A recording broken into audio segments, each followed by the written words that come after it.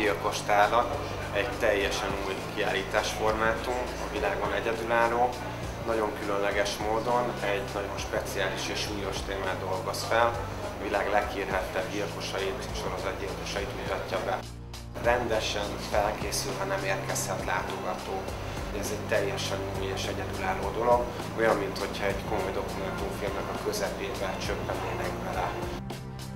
Az érzéseikre, az érzelmükre hatni, és őszintén elmesélni ezeket a borzalmas történeteket. Ez egy érdekes tanulságfüzér, amire felfűztük ezeket a korban területileg elkülönülő eseményeket. Mindegyik elkövetőnél utána jártunk annak, hogy mi lehetett az egy nyújtópont az életében, amitől képessé vált ezekre a borzalmakra.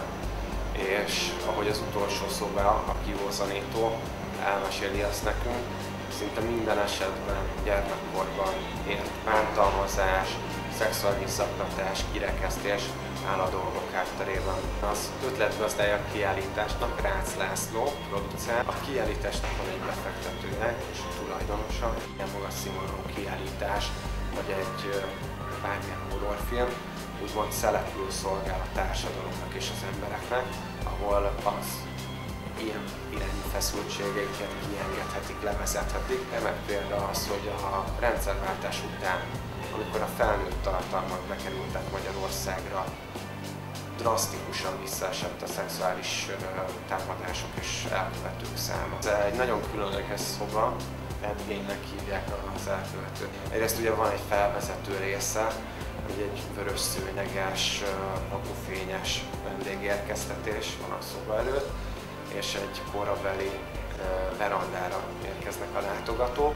Egyrészt azért van ez a mozis felvezetés, hiszen Endgame-nek a története ihletett rengeteg hollywoodi alkotást, a Pszichótól kezdve a texasi láncfűrészesig, vagy akár a Hannibal patronógia egyes szereplőig, rengeteg hatással volt Hollywoodra. Ő volt az elkövető, aki elvesztette édesanyját, akivel nagyon szoros kapcsolatban volt, és egyszer nem tudta feldolgozni a halálát.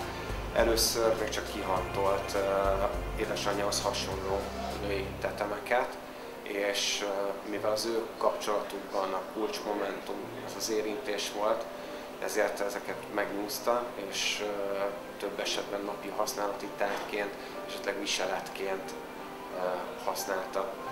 Később sajnos ez átcsapott abba, hogy élőket is megtámadott és megölt, és hasonló módon készített belőlük ruházatot, napernyőt, övet. Ez egy nagyon különleges technológia, nagyon finom pára és ködréteget képez előttünk, és erre lehet projekciót vetíteni. Ezzel szerettünk volna visszautalni arra a dilemmára, ami a mai napig él, hiszen a mai napig nem tudjuk, hogy Hasfelmetsző Jack vajon ki volt, annyit tudunk csak róla, hogy balkezes volt. És ezzel a szellem megjelenítéssel próbáltuk megmutatni a lehetséges elkövetőket. Besétálhatunk mini emberekként egy hűtőnek a belsejébe, és végighallgathatunk egy helyszínelést, ami a hűtőn kívül folyik, Jeffrey Dahmernek a lakásába, és ugye egy különleges megoldással egyszer csak a rendőrök rányitják a hűtőajtót, és akkor válik láthatóvá, hogy Dahmer milyen testrészeket tartott ebben a hűtőben, és valóban talán az egyik rekordja. Nem erre vagyunk a legbüszkébbek a kiállításnak, hogy ilyen méretben ilyen emberi szerveket kellett begyártanunk, és illetővé tennünk a látogatók számára.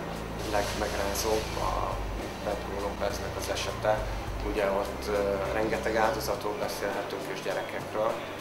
Ezután mi rögtön nem szerettük volna a látogatókat kilökni az utcára. Szerettük volna, hogy leüljenek, végig gondolják ezeket a dolgokat, illetve meghallgassák azt az általunk tanulságnak vélt dolgot, miszerint szörnyszülöttek nincsenek, hanem nagyon komoly felelőssége van a szülőknek, és nagyon komoly felelőssége van a társadalomnak, hogy kialakultak ezek a borzalmak.